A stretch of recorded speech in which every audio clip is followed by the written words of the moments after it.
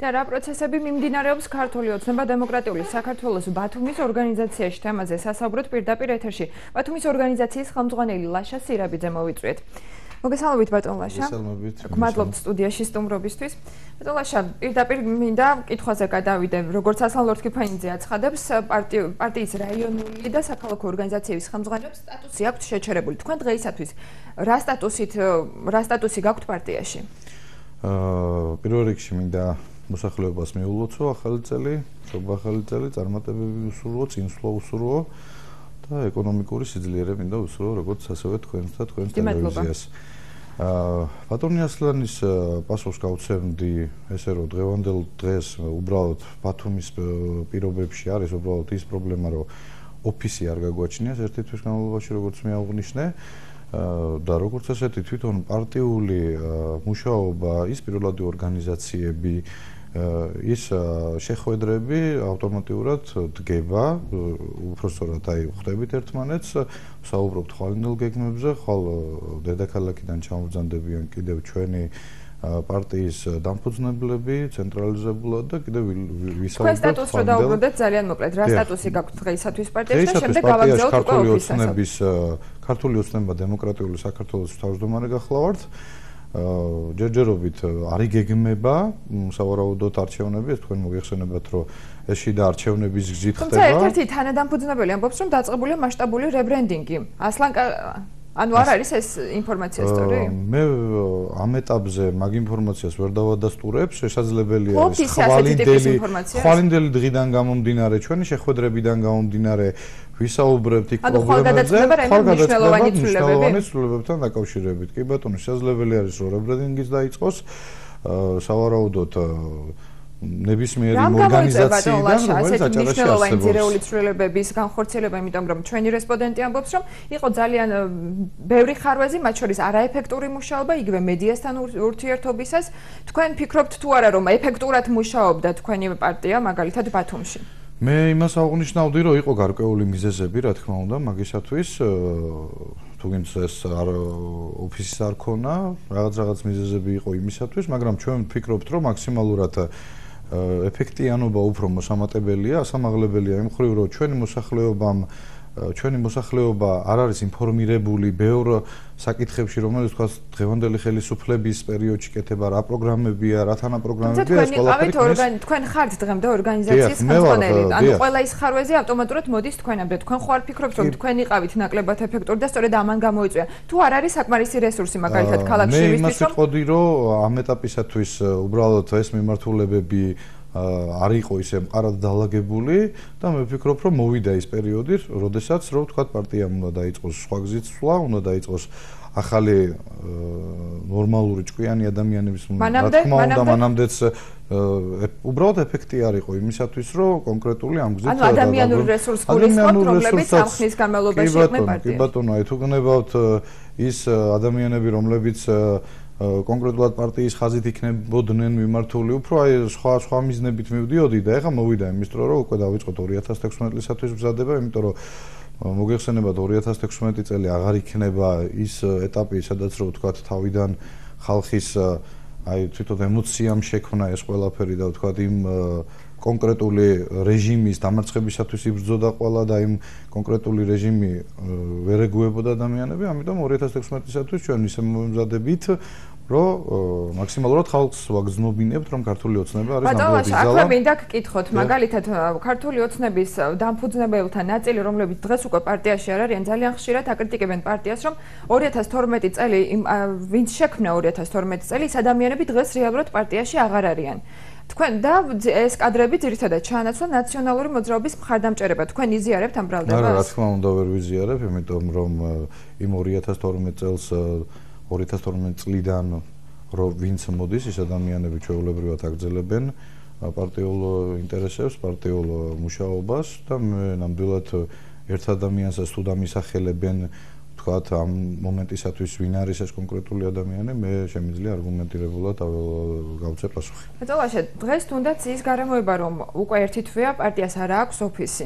რატომ მიხვედით აქამდე, რომ პარტიას ოფისი არ ქონდა? იმიტომ რომ ყველა პარტიას, რომელიც არის რეგიონში წარმოდგენილი, იგივე ლეიბორისტული პარტია, თავისთავად ნაციონალური მოძრაობა, ბევრი სხვა პარტია, ნინო ბურჯანაძე დემოკრატიული საქართველო, ყველას აქვს ოფისი.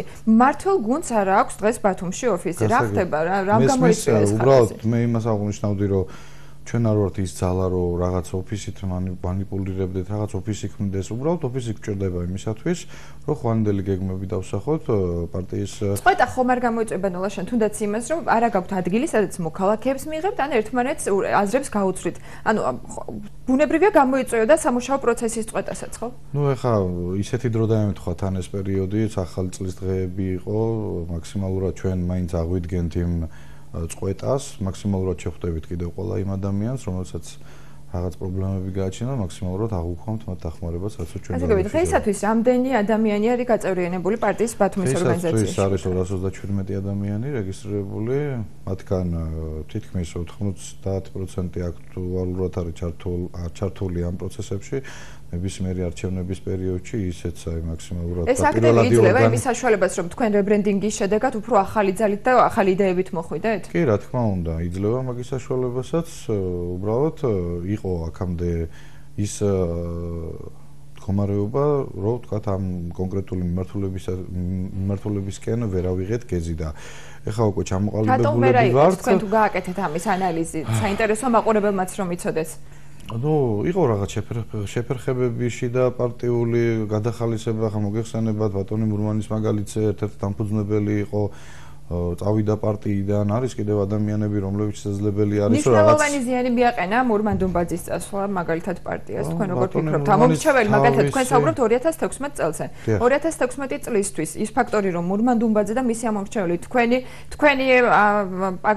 ამომრჩეველი აღარ იქნება. არა, რა თქმა უნდა, მურმან დუმბაძეს თავისი აზრი გააჩნია, ჩვენ ვფიქრობთ, რომ მურმან დუმბაძის წასვლით ჩვენი პარტია ისეული აგრძელებს მუშაობას და თავისუფალი დემოკრატები მაგალითად კოალიციას გამოიყო ასევე თავისუფალი დემოკრატები. როგორი შედეგი შეიძლება მოახდინოს 2016 წლის არჩევნებზე ყველა ფაქტორმა? თავისუფალი დემოკრატები პრინციპში ვიყავით ჩვენ ერთად, დღესდღეობით უკვე ისინი არიან ცალკე სუბიექტი, მათ აქვს თავისი შეხედულებები, მე ვფიქრობ, რომ არც ის გვაშინებს თქვათ, რომ თავისუფალი დემოკრატები გავიდნენ ამ კოალიციიდან, ჩვენ დემოკრატიული მიზნებით მივდივართ პროცესებს.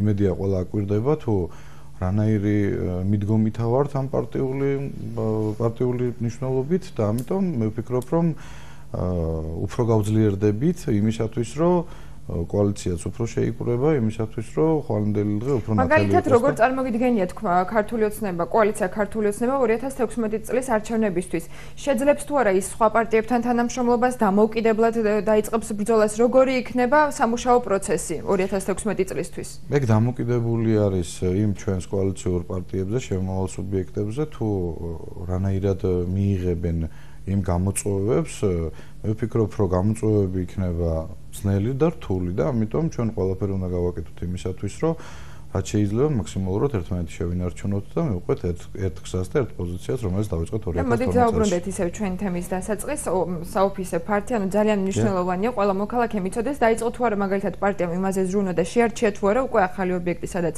განთავსდება და დაახლოებით რა პერიოდი დაგჭირდებათ იმისთვის რომ ოფისმა დაიწყოს ფუნქციონირება. დღესდღეობით მუშაობს მაგაზე გარკვეული ნაწილი რომლებიც ეძებენ გარკვეულწილად ოფისებს სადაც ვთქვათ უფრო კომფორტული იქნება მუშაობა ჩვენ მაქსიმალურად ვცდილობთ იმას რომ მეტი დანახარჯები ოფისისათვის და ფუფუნებისთვის არ გამოვყოთ ვიდრე ვთქვათ საქმე გავაკეთოთ ამიტომ სავარაუდოდ თვის ბოლოსთვის იმედია მოვძებნით თვის ბოლოსთვის იანვრის ბოლოს გულისხმობთ ანუ უკვე ორი თვე იანვრის ბოლოსთვის მოიძებნება ოფისი და დაიწყება უკვე ჩვეულებრივი. რაც შეეხება ორგანიზაციის ხელმძღვანელს, ყავთ თუ არა კონკურენტი და ამ ეტაპზე თქვენ განიხილებით თუ არა მხოლოდ რებრენდინგის შეძლების შემდეგ შესაძლოა შეიცვალონ კანდიდატები, როგორც ჩვენი ერთ-ერთი რესპონდენტი ამბობდა და თქვენ ყავთ თუ არა კონკურენტი ამ პოზიციაზე?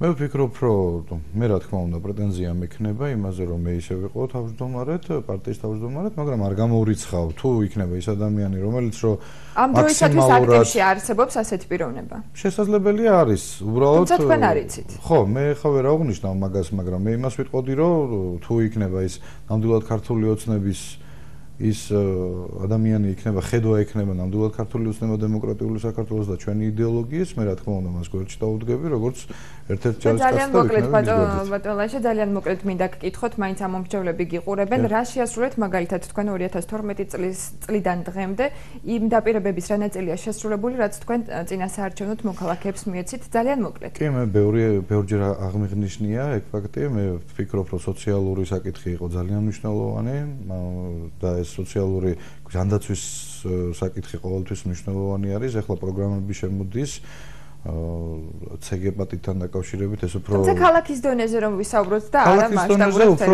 თვითმმართველობის დონეზე რო გითხრათ, მაშინ 2015 წელი იქნება განსაკუთრებული წელი, სამუშაო წელი იქნება, სადაც რო ძალიან ბევრი პროექტები იქნება იმისათვის გაკეთებული და დაიწყება პროექტები 2000 წელს უკვე, რომელიც უკვე დღეიდან დაიწყო.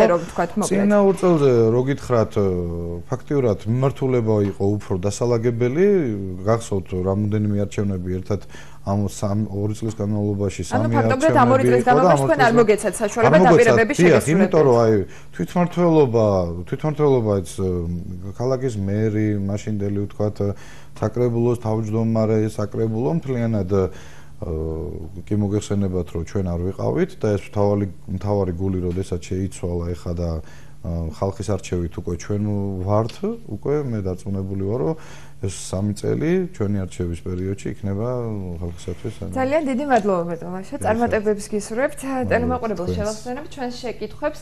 პარტია ქართული ოცნება დემოკრატიული საქართველოს ბათუმის ორგანიზაციის ხელმძღვანელი ლაშა სირაბიძე